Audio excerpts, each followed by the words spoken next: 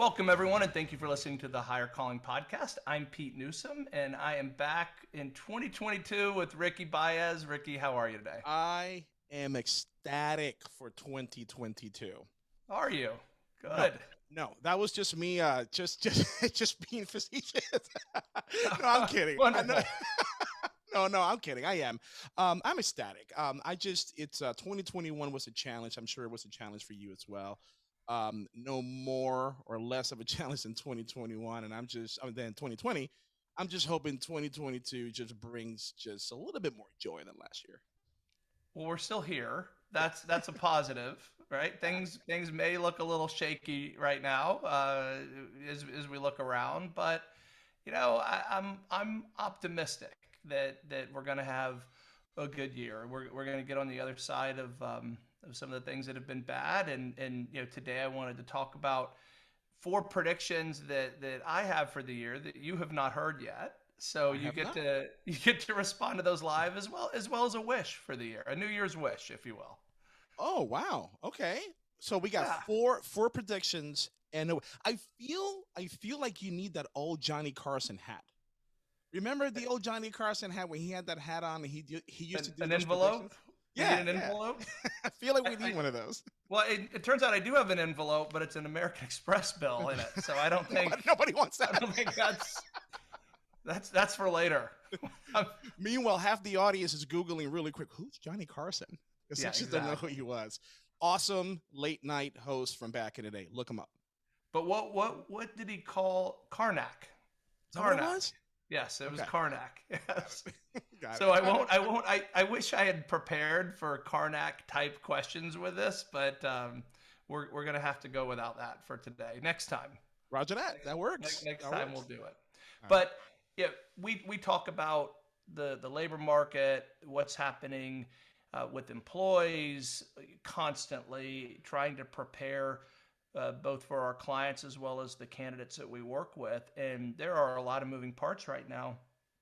So as I've thought quite a bit about the upcoming year and how we're going to be best positioned to handle it, I've had quite a few thoughts on this, and I thought it would be fun to kick off the new year with some predictions that everyone can hold me accountable for if I get wrong. So that's Got it. this can be permanent record for that, but I'm feeling pretty confident. Unfortunately, they're all not great. Okay. But, Got it. so let's go ahead and start with the Okay. bad, and that is simply that things are going to get worse before they get better.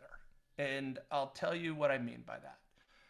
Well, we're in the first week of January, and this Friday, as you and I have talked about quite a bit over the last couple of days, the Supreme Court of the United States is going to be meeting to determine whether the employer vaccine mandate that the White House has put out, I think they put out back in late September, if I'm not mistaken. November. Yep.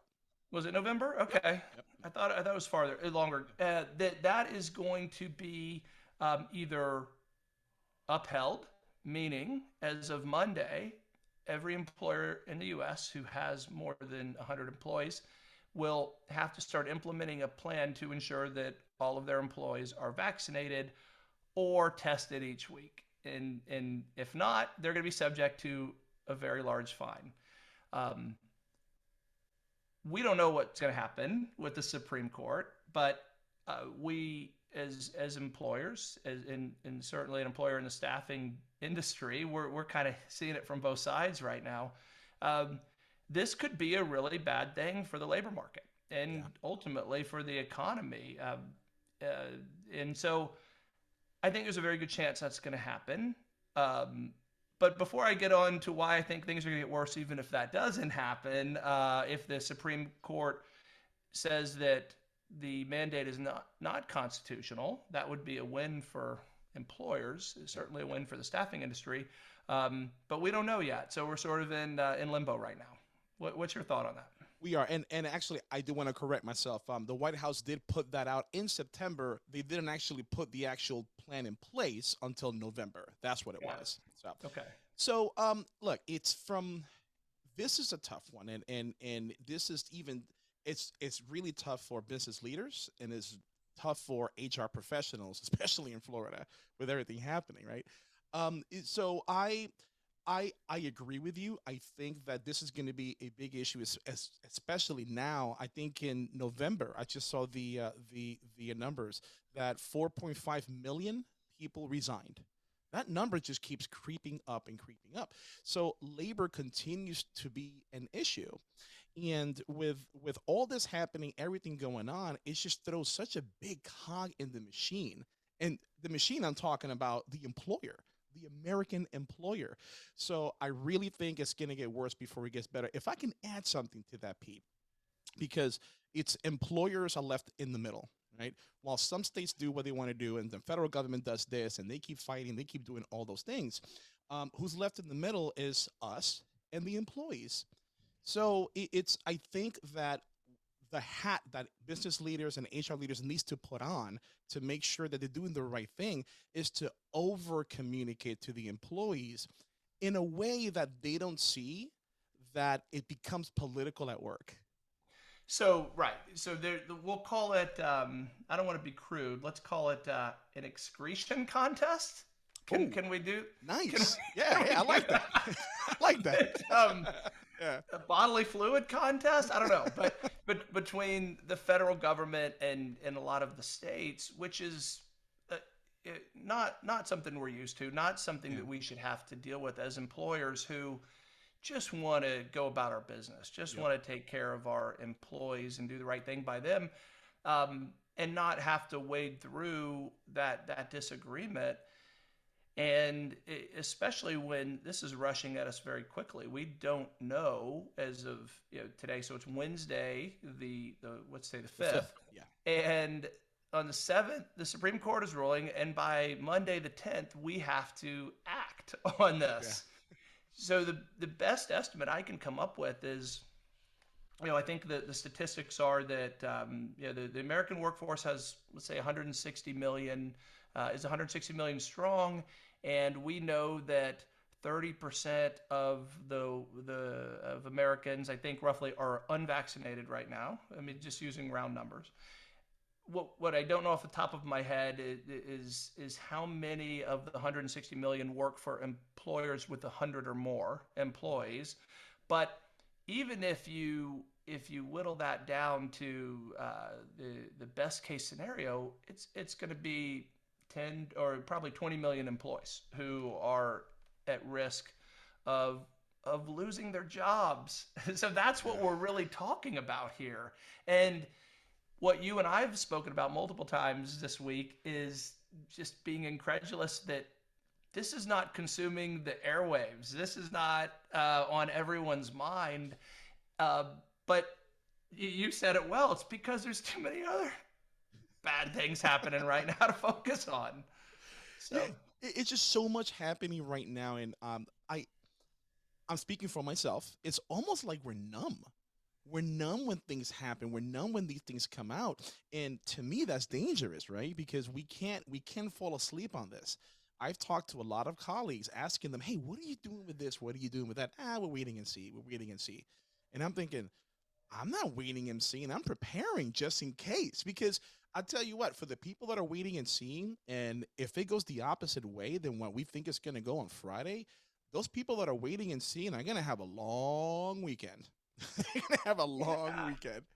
Yeah, it's what I used to think about quite a bit when the Affordable Care Act was being implemented. Hmm. It was, and then it wasn't, and it was, and it wasn't. It was going back and forth.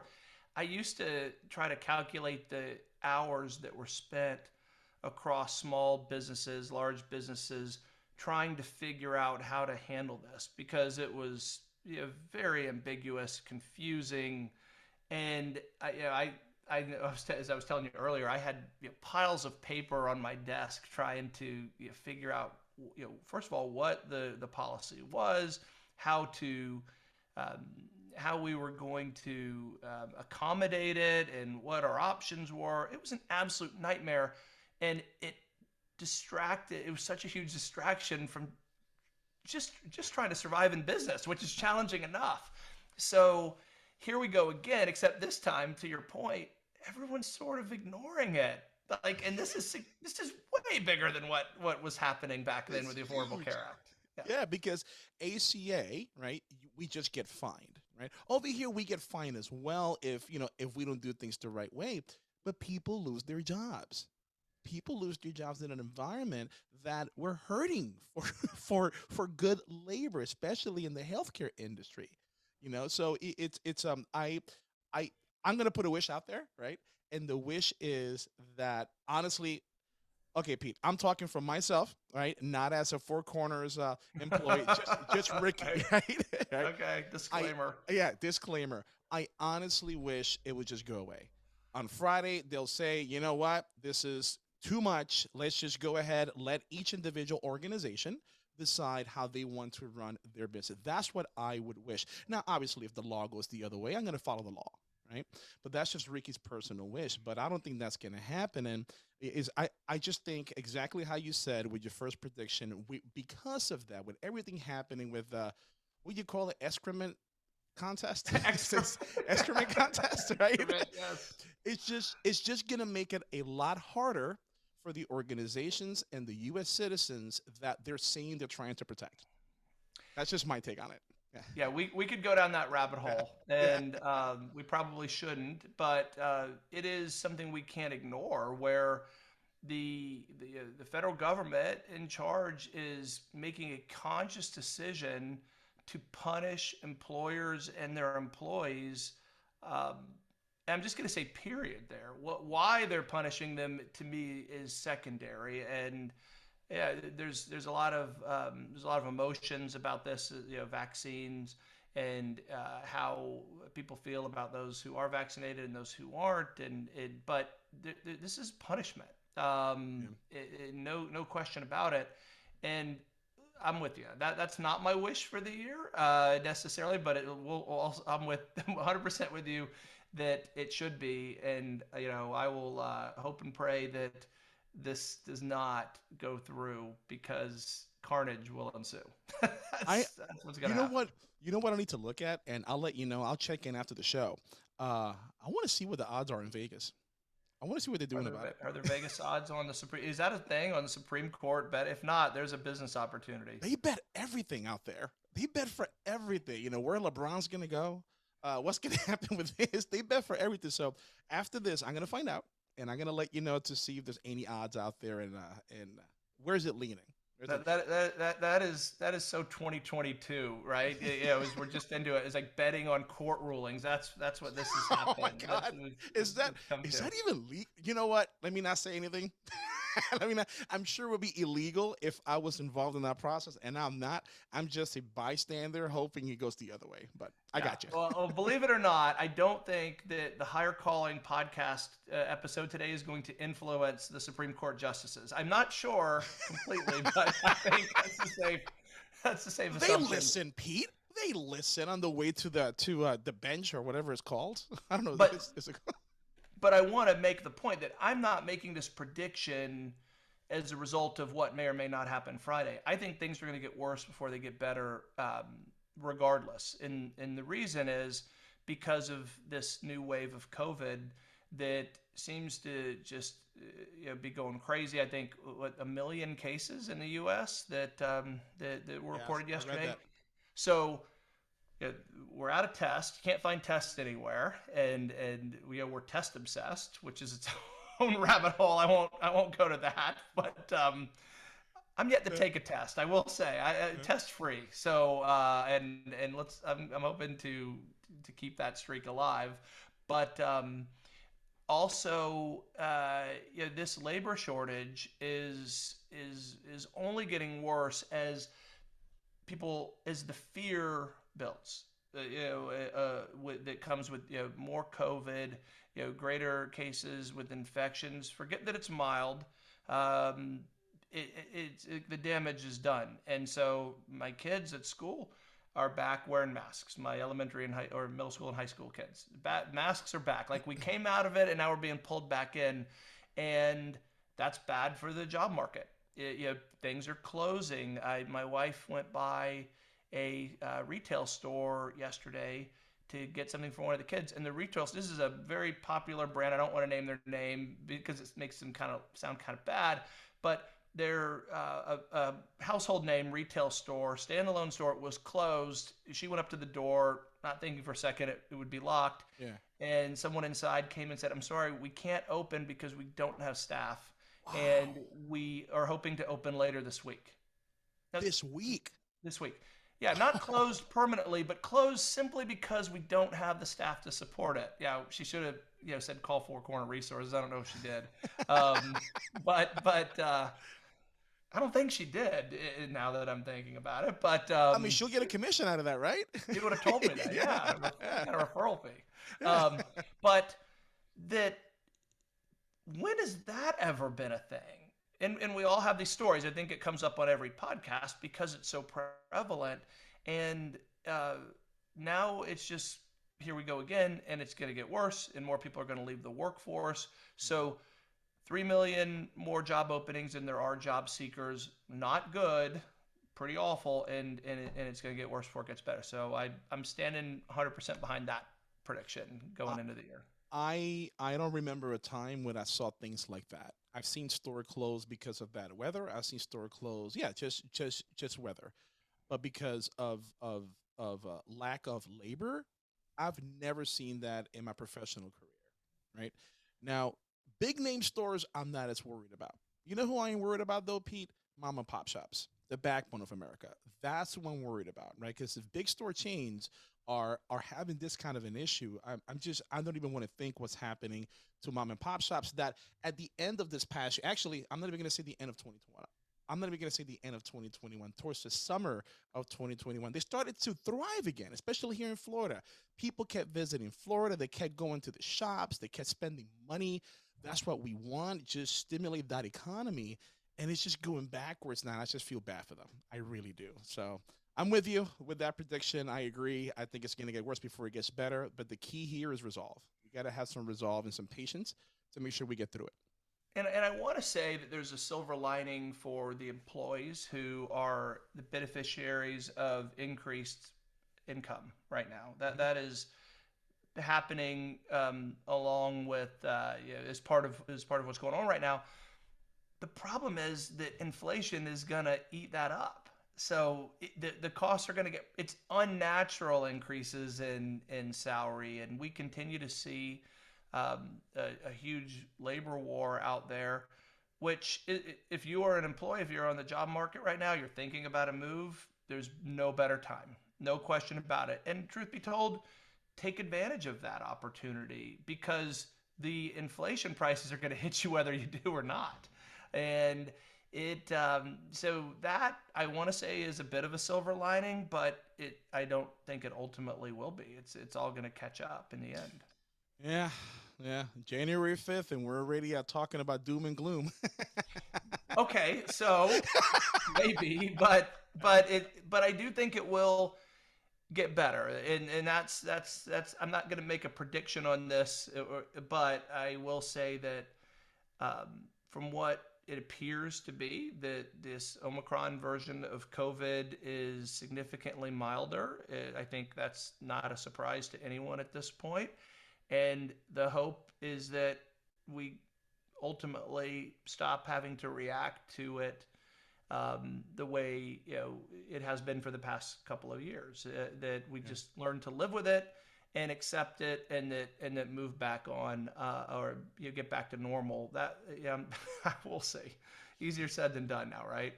Well, the new normal, because that was the big thing last year, right? Can't wait for things to get back to normal. I'm like, oh, you're gonna be sorely disappointed. No, just get used to this new normal, adapt, overcome, and then go from there. So that's a good Yeah. way segue into prediction number two. So Okay. let's get into that one. Actually, before we do, I want to touch on something you referenced about the 4.5 million people quitting their jobs. Yes. And it's interesting that you would bring that up now. Earlier today, a group of friends in a text group sent an article from CNN. I think that quoted that number yesterday and asked my opinion on it. And I looked at the article, and it was an interesting, kind of a clickbait type of thing because it sounds alarming, right? 4.5 million people quit their jobs. And then what? Like, they didn't just quit and mingle in the street. They quit their jobs to take higher paying ones. There you go. That's why they quit their jobs. Like what? So you know, it was such a weird, like, what's your point with this? And the article was very short. I swear the font in the headline was larger than any quality content in the article. But that is what's happening, as we were just talking about in this labor war. So yes, people are quitting. Yes, people are getting new jobs. They're quitting because of the new jobs. That's what's going on right now. so I fell for that clickbait. I did because I clicked on it. I'm like, oh my god. So I'm reading, and then I started thinking, but wait a minute. Nowhere in here does it say how many of these folks went to do their own thing, right? How many of them went to do DoorDash full time, Uber Eats or just start their own company full time? Because if you're telling me 30% of those folks started their own thing, that means 70% of people filled other positions. Right. Right? They fill other positions somewhere else. So if you got 4.5 million that left, 30% started their own business, 70% filled other positions. So that's helping the economy. And hopefully the organizations who were left, the people who left the organizations, they take a look at whether they could have helped that employee give them more money, or they just a little bit off, or exactly how you said, inflation is going to catch up and they're going to start throwing money at it, but inflation is going to catch up to them later on. And I don't know about you, Pete. I felt it during the Thanksgiving and Christmas break. That turkey was expensive. It was expensive. And look, I'm Puerto Rican, and in a Puerto Rican household during Christmas, we got something called pernil. For those of you who are listening who don't know what that is, Google it. It is an amazing dish. It's just roasted pork on the ground. It's awesome. Do And you that really was think expensive anyone's too. going to be able to Google that based on the way you pronounced it and said it with the accent? I don't even know what letter to start with. What are they Googling exactly? So I didn't want to do it injustice by saying pernil, right? By the So way, I noticed you can't help yourself when you do that. Every I time you can't. have Yeah. to, you get real thick Puerto Rican accent when you do that. Absolutely. I got to. I have to. My mom's listening. She'll beat me. But yeah, so you're right. It's that inflation is going to catch up. But I agree with you. If it's that inflation is going to catch up. So if you got that opportunity to make more money, so what are you going to do? You're going to stay where you are, not make enough money that you possibly could, because that inflation is going to bite you. It's going to bite you, right? So do what you need to do. But 4.5 million, I wish I would have known. I wish they would have cited how many of those started their own business. That's my only gripe with that So article. I actually we'll touch on this with one of the predictions, because it's relevant. But I want to jump in just quickly to say, do what you have to do if you're an employee. You always look out for yourself first. There's no question that that is what you should do. But also give your employer a break and understand that nobody was prepared for this. And every single day at Four Corner, we're having to educate employers who are just unaware of how bad things are. And that's something that we take for granted because we live with it day in and day out. This is what we do, Yeah.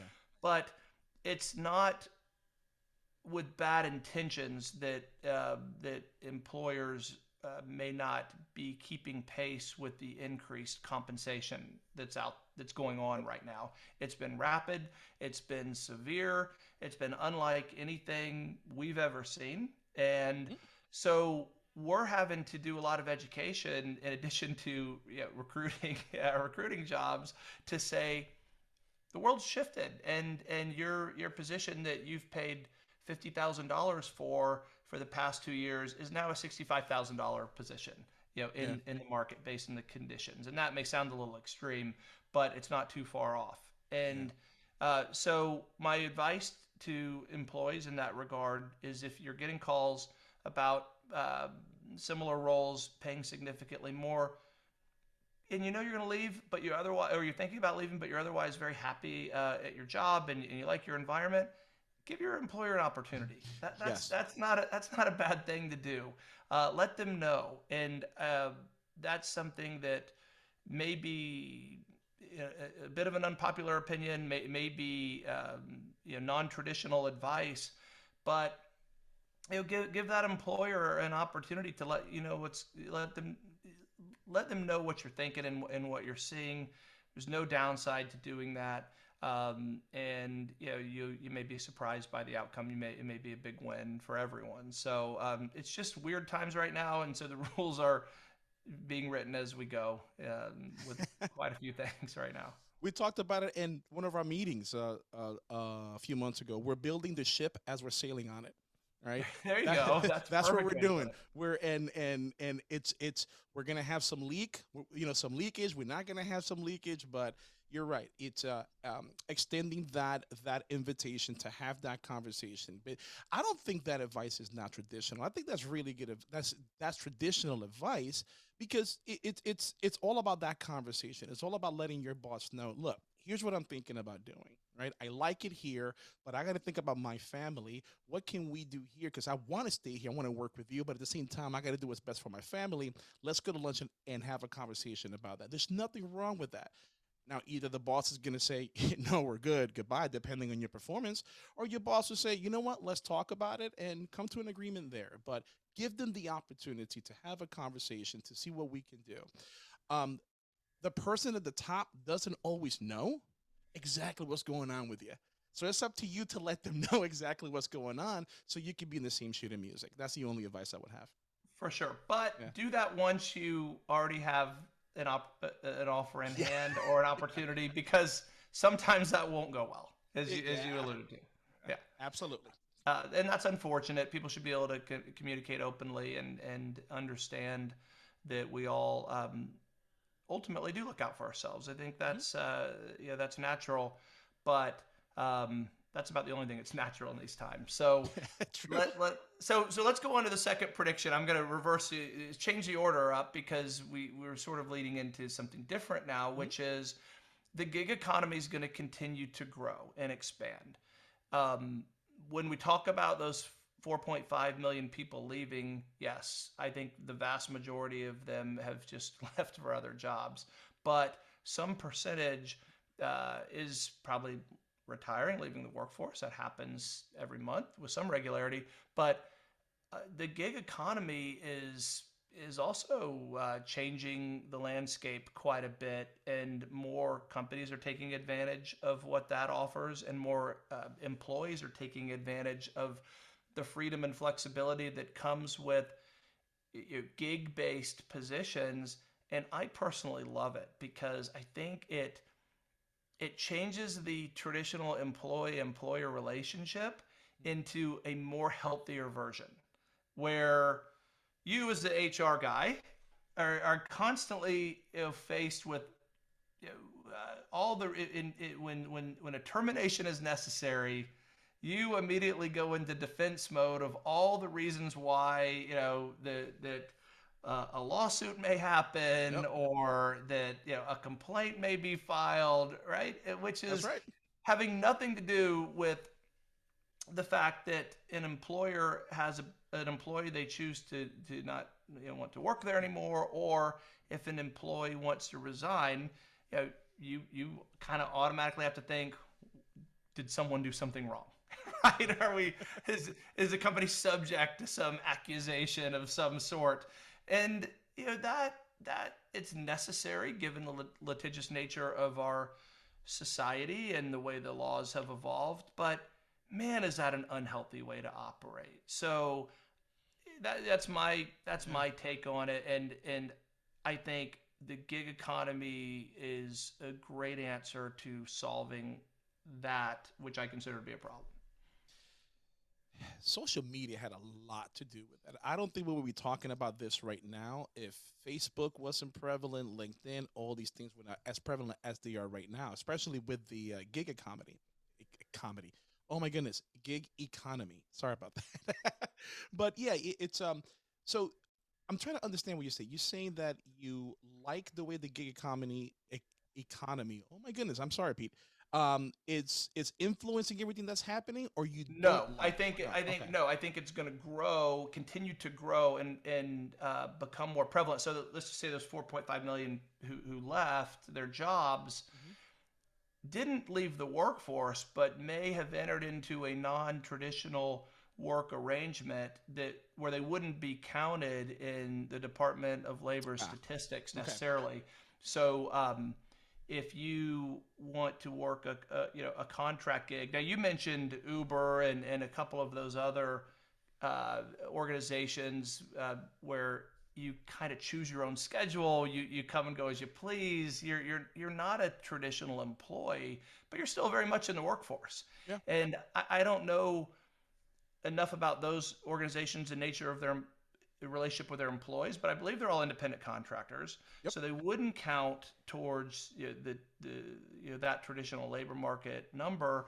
But everyone wins in that situation. The worker gets paid for what they're doing. The company pays for the labor and the skill, and everyone's happy. And if they're not, they just choose to not do it anymore. No harm, no foul. They part ways. I mean, it is so clean, and so and it's not just in that area. It's in an area as web development, for example, right? If you're a web developer or a web designer or a content writer, you can choose to work job to job, project to project, writing, one writing project at a time if you want to, and it really does provide this incredible level of flexibility and freedom for the employees and for the employer, in addition to just the making the nature of the relationship clean and healthy in a way that isn't possible necessarily in a traditional setting. Yeah. Everyone the employer gets what they pay for, and the employee gets rewarded for their effort and their knowledge and skill.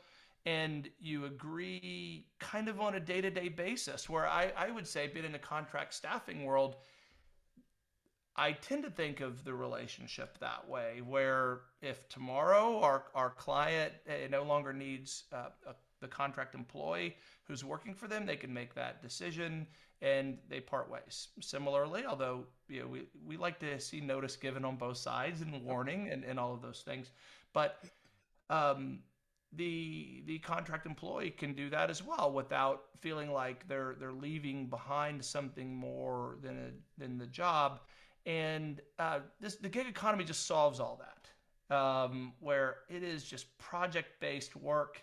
And as long as we like each other, we'll continue to work together as if the need is there.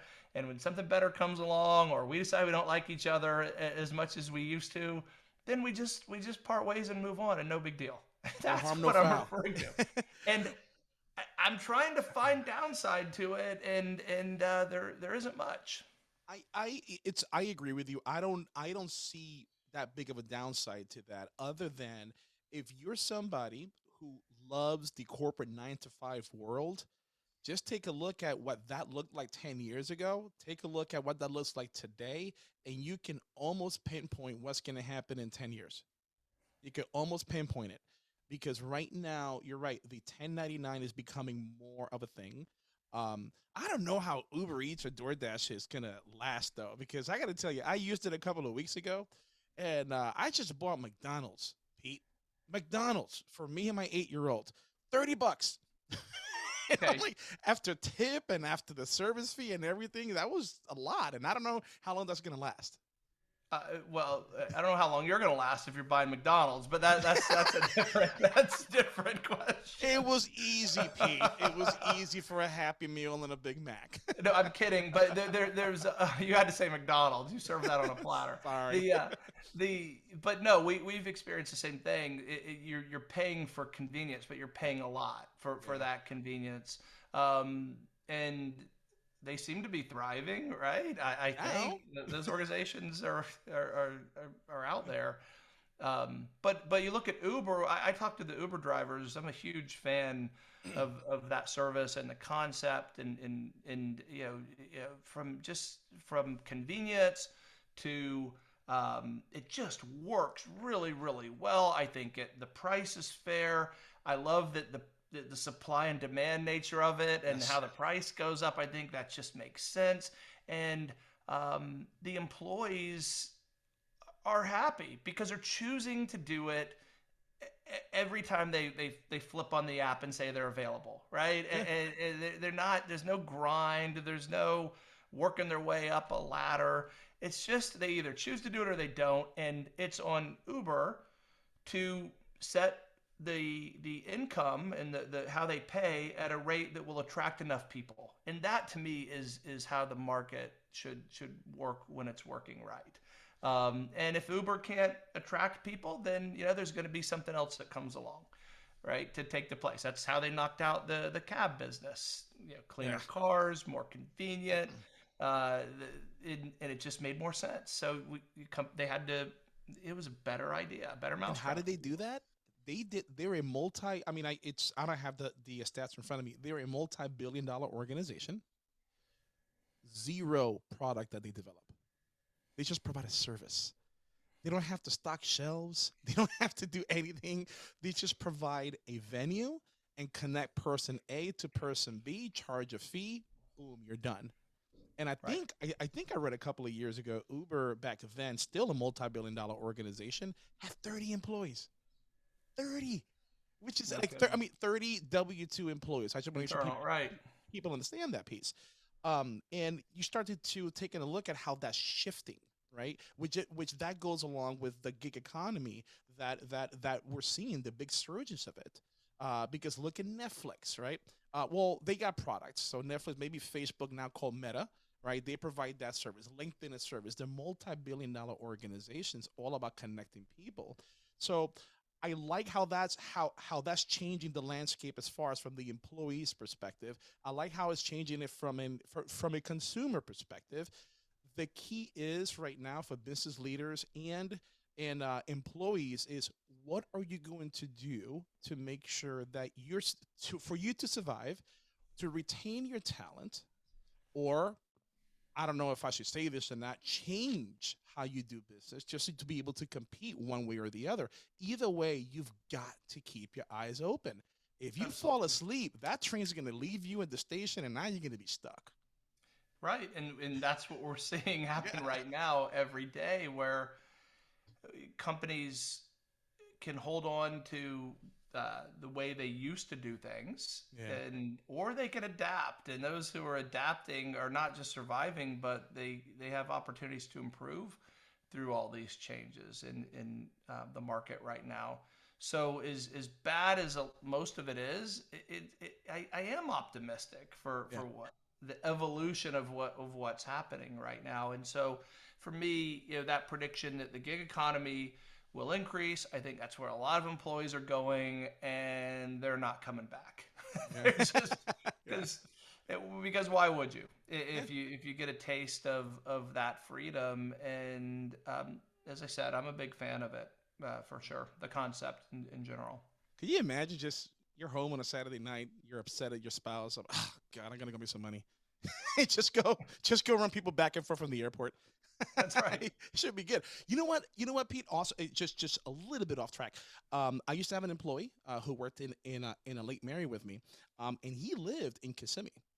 So what he did, single guy. So what he did every day after work, on his way home, he would Uber people a few places here and there on his way home. It takes him about 4 hours to get home, but he makes money on his way home. He was so efficient with it. So it's I things love it. like that. Yeah, things like that. That kind of ingenuity that I'm excited about, and we're seeing today. So I love it. That's really cool. And Yeah. those opportunities are everywhere. And there's a couple websites that do a really good job of connecting those who have a need with Yep. people, those who have a skill that they're looking to be paid for. And the coolest part of all to me is that you're just doing it based on what the value of someone's time and the Yeah. value of what that person can deliver, and there's no ambiguity or funny kind of math getting in the way or government intervention that takes money out of everyone's pockets unnecessarily with this. It's just a really neat deal. So now Absolutely. we just need to be able to get where everyone's getting paid in Bitcoin, and then we'll be good to go. But we'll We're move getting on. there. Although the price of Bitcoin is absolutely Dropping. tanked today, Yeah, so it's I think dropping. the federal government. I keep going back to that. Well, there are some redeeming qualities of the government, I think, but that came out and implied they're going to start raising interest rates. So Now it's time to buy. so Buy the game dip. on. That's Yep. right. Okay, so prediction number three. Yes.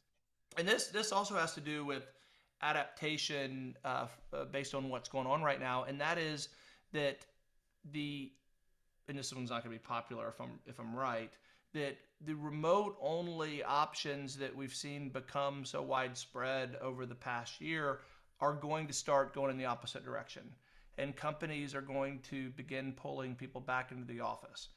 Not because it's safe to. I think we've already gotten over that Yeah. hurdle for the most, although we sort of gone backwards a little bit, but because of the realization that you lose a lot by having remote employees, and companies aren't able to figure out how to get back what they had in terms of culture, the benefit of training, all the positives that come along with people working with people and in the same environment in close proximity. I say that largely because of a conference that I went to about a month ago, where it was a combination of IT staffing companies as well as a CIO forum that was together, and they all had the same complaints. So the staffing companies had the same concern that the CIOs of many of them from big companies had, is that things just aren't working as well as they'd like remotely, and maybe we may need to start bringing people back in to for things to go the way they need them to. So I'm with you and I'm not with you. I'll explain. I'll explain. Do I think organizations are going to start bringing people back? Yes, I think so because of exactly what you said. Now, a lot of people don't know this. You know about this, but a lot of people don't know this. But when the metaverse starts getting more widely known, when Web 3.0 starts getting more widely known, and that becomes more common, we're going to be in a situation that it's almost better to work remotely because the office environment is going to be virtually reality type of of a thing at that point in time. Not this year, not next year, but with what I'm reading, everything I'm researching, it's organizations are looking into creating a virtual reality type of work environment that could replace that human contact. I hate to say it because I love connecting with people. I love meeting with people, but that's what I'm saying. This year, I think there's going to be a lot of issues with people coming back, and now I'm thinking about it going back to that $4.5 million, no, 4.5 million people who left the organization. I also want to see how many of them left because they were being forced to come back, right? Because I don't know that neither, right? But Well, that currently is a competitive, a bit of competitive leverage, one way or the other, yeah, where companies who are forcing their employees to come back are losing those employees to those who aren't. We know that, uh, but I think we'll touch on this that weird situation that you're with the metaverse. portraying of the Sorry about that, dude, but I gotta tell you that Mark Zuckerberg video was just bizarre. Like oh no, no, no, no, I'm not no, talking about him. It's he's doing his. I mean, in general, right? and Just but the see whole that's idea where, behind it. and that's where I'm going. I think that is, even though the technology may allow for it, I don't think you can replicate in many cases the value and the benefit and the power of being together. Now, maybe it's like you said, at some point in the future that will happen. I don't know if that's a future I want to be a part of, but I I think that you just and it's hard to quantify, and I'm not doing a great job of articulating exactly finding the right words, but you lose a lot by not being together. Agreed. And one of the ways that I've been thinking about it is that if you know companies over the past, I would say 20 years, have really started to rely on their culture being a differentiator, right? Whatever their Yep. culture might be, and if you kind of think about like who a company is, it's usually their culture that sort of tells that story. Well, what is your culture if everyone's virtual? What makes one company different than another at that point? And I Hmm. believe that carries forward not just for your internal employees and how they feel, but I think it carries forward externally in how you interface with your clients and customers. It, an executive at Disney that I was meeting with years ago said that they wouldn't hire people for their call center, their customer service group who hadn't been to Disney World. Because how could you talk about Disney World Yeah. if you've never been there, Yeah. right? True. And so you kind of think, how, you kind of carry that forward in a situation, and that's that's where I think is, you have to be present at some point to have any semblance of culture if it's going to be meaningful. That's that's an interesting one as far as because I wasn't thinking about the culture piece, but you're right because a lot of organizations compete about who's got the best culture, what kind of a culture. Because it's I'm a big believer in it. I mean, that's my title, right? Director of People and Culture. But from a an online remote perspective, it's I just don't know what that looks like right now. I don't, right?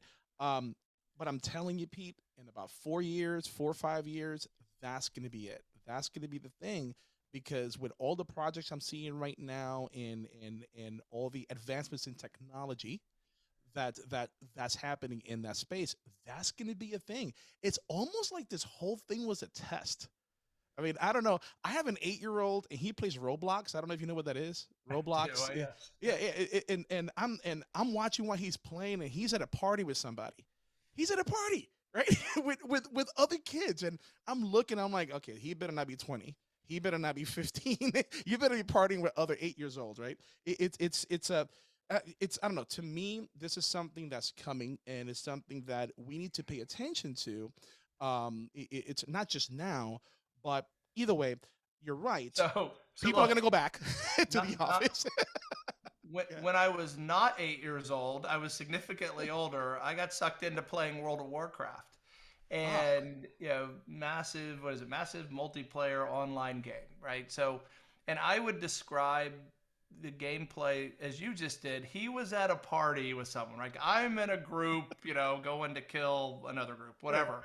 I wasn't in a group. I was sitting on my couch drinking Jack Daniels and not exercising. That's what I was doing. And ignoring ignoring the people in my life. And I did it. I got sucked in, and it was fun. I mean, it was great. It was addictive. And I thoroughly enjoyed it. But I realized after about 20 pounds gained that this is like a really unhealthy thing. Yeah. And so it's a little scary in a way that because the draw is so strong, and I'm concerned about that because I don't think it's good for humanity, No. um, long term. And for people who don't believe it, watch Wally. Rent Wally. That'll There you, tell you. exactly. Yes. That will Yes. tell you. And you just That, gave me an idea to do something tonight. You say Jack Daniels and World of Warcraft? Got it. That sounds like no, sounds like a good I time. no, I was in deep, and I actually had to delete my account all at once. We're done. Character like done. I'm like I can't do this anymore. Got it. And I miss it, and it was fun, but I'm better off for it. So, I hear but you. so that's way off track. So Yeah. companies, I think we'll see. Maybe I'm wrong. Maybe you're more right with this one. I don't know how we'll measure it, but we'll try. Or we're going to see a reversal of the remote work, as sort of a trend that I think everyone was trying to adopt. I think a lot of companies are going to change that, and that's going to be tough for them. Yeah. Right? Yep. It's Agreed. tough. So, because employees are going to resist it, that's for sure. So we'll see what happens there. So the last one I want to, and this is the one that I'm most excited about, Okay. prediction, because it's been really, really, near and dear for me since I started Four Corner, was that I believe staffing is going to become significantly more strategic throughout 2022 than it has been in recent history. What I'm To get a little deeper with that, when I started in recruiting in 1993, I worked in it for the mid 90s before getting away from staffing for about 10 years. Um, it was a very intimate act. The staffing companies would work closely with the hiring managers and spend time understanding exactly who they needed in addition to the skill sets that were needed. And it was a very personal thing, as it should be, right? Yep. I mean, the who you hire as an employer is going to probably be the biggest determination of how successful you're going to be as an organization. Correct. And who you go to work for as an employee, where you spend your waking hours, how you earn income for your living, um, is as important, as almost any decision you're going to make in life. And so it's these are big decisions. They need to be treated as such. Well, when I came back into staffing in 2005, I was shocked when I saw my first managed service provider contract, where the managed service provider being the third party organization that sits in between a staffing company and the employer, Okay. who's going to be doing the actual hiring, where the employee is actually going to work. And when I saw the first contract, I was in disbelief, and I said, "Who would ever sign this?" Because it essentially stated that the recruiter is not allowed to be in contact with the hiring manager. And I thought, how can you hire someone for someone you're not in touch with? Why? Who would do that? And the answer is a lot of companies do that. A lot? Um, Yeah. Okay. a lot of big employers have started to hire that way over the past 20 years or so. And it's really commoditized hiring. And I think of all things that should be commoditized, hiring is not one of them. And I am excited at the prospect of that. It won't go away, but I think it will be diminished throughout 2022 because it's not how hiring should be done. It's Yeah. it's it's not natural. It's not personal. It's not intimate. Those are things that we believe in very strongly at Four Corner, as you well know, and Yep. anyone who works with us quickly finds out. And I think it should be strategic, if not the most strategic thing a company does. And now that there's such a labor shortage, it's staffing's time to shine. That's my You know what? prediction. That's a good point. That really, with everything happening, you're right. This is staffing organizations' time to really shine. If you're waiting for an opportunity to really break out of it, this no break into it. This is it right now. You're right about that. Yeah. We do have to get back to the human touch, and I know what I just talked about earlier doesn't really go there. I'm just being honest, right? But you're right. We do have to get back to that human touch. That's something that we've forgotten over the years. We kind of got back to it a little bit, but we have forgotten it. And I tell all my students, right? We're all HR professionals here. Never forget what the H stands for, and that's human. I had one Right. guy tell me hourly, I'm like, get out of my class. Get out of my class. You're ruining my mojo. You need a refund. Uh, no, but yeah, it's I agree with you 100%. This is the time, especially with so many things happening, and we talked about this a few months ago. The importance of EAP, the importance of mental awareness, now more than ever, with everything happening, with thinking things are going to get better than they got worse. It really messes with somebody's emotions. So this is the time to shine, and we talked about it at the very first kickoff meeting we had of the year, just a couple of days ago. We talked about it in that meeting. The one thing we should focus on is the candidate experience. Yep. How to make that connection, how to connect with that person as a human being, how to make them feel like they're not a number and they really do matter. So you're right. This is the time to do that. And actually, that's I'm excited about that, Pete, because it's that's what I thrive on. And yeah, I can't wait to see how we take advantage of that this year. Yeah, I think as an industry, we have a great opportunity, and everyone wins. I think Yep. the employers will benefit by that. I know the employees will benefit. The job seekers will benefit greatly. Selfishly or in a self-serving manner, the staffing industry will benefit as a whole because it ultimately comes down to people working with people. And Yeah. there are certain things that can be automated but shouldn't be. So Yeah, true. that's probably how I'll leave it. I'm gonna, if any of our MSP friends listen to this, they won't be thrilled, but it's the reality of the situation, and it's what I believe. So I'm gonna stick with it. Excellent. Now, So those are my four predictions. you had a wish, right? I do have a wish, Yeah. and the wish is that this isn't really even staffing related, but I think it'll help the industry and help hiring and help the employee market. Is I really wish we can, that we can find balance, in 2022, and find a middle ground again, and that is, has been lost. I don't even have to quantify that further. I think everyone listening knows what I mean by that. And that's not who we should be. That's not how we used to be in the not too distant past. But my wish and hope is that we get back to that, and for all of our benefits in 2022. Can can I add to that? Of course. My own personal wish. I want to piggyback on that.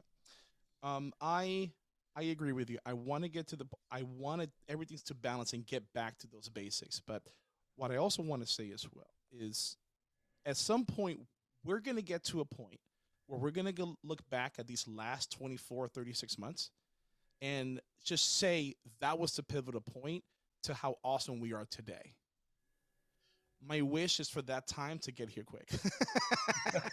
That's my wish. That's my wish. I tell all of my students that I envy them. I envy them coming into HR and this being the first hurdle they have to, cut the teeth in human resources, because I want to tell them everything from here on out is going to be downhill. Absolutely. It's Yes. going to be downhill.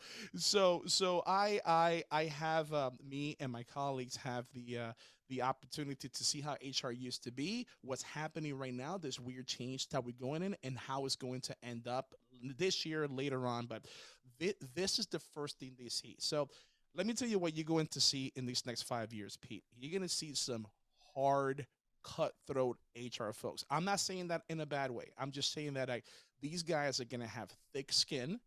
Yeah. Nothing's going to phase them because they're being baptized by fire. And not just HR people, any person who's coming of age, who either finishes high school or finishes college and then coming into corporate America. This is their first experience. Nothing's going to phase them. We're going to see a pop in ingenuity in the next 10 years. I guarantee it. Well, it's ripe with opportunity, and Yeah. let's hope we can take advantage of it in the right way. I Yeah. agree with you. Absolutely. It's this is there's been no time like this, and let's hope there won't be again, and that we get on the other side of it as soon as possible. Yeah, knocking knock it, on knocking everything. everything, knocking on my head. That's wood enough. Excellent. All right, Uh, man. So that's it. I think we'll see. We'll revisit in a year or sooner if these things come true. I believe that they will. I hope a couple of them don't. But we're not going to have to wait long for some fireworks beginning January 7th in 2 days. Fingers crossed, right? What can we say? yeah, yeah. I can hear my gray hairs growing. Yeah, there Um, you go. Well, excellent. so thank you for listening. Email us, please, hirecalling at fourcornerresources.com. Rate and review us if you're listening. We love fives. We would certainly appreciate that. And feedback anytime is great, and suggestions. If you put it out there, we'll try to get to it. I think we're probably due for a Q&A That's right. here very soon. So stay tuned for that. And thank you for listening, Ricky. Ricky, thank you as always. Thank you very much, Pete. I really appreciate it, folks. Thank you for listening. Hopefully, you had a great holiday season, and hopefully, you're ready for 2022. We are, and we are just happy. And I'm being really sincere, the opposite of what I did earlier in the show. We're just happy to be able to do this and be here for you guys. So please, any questions, any comments, shoot us an email. Let us know. We would love to hear from you. That said, thank you for listening. Drive safe and good night.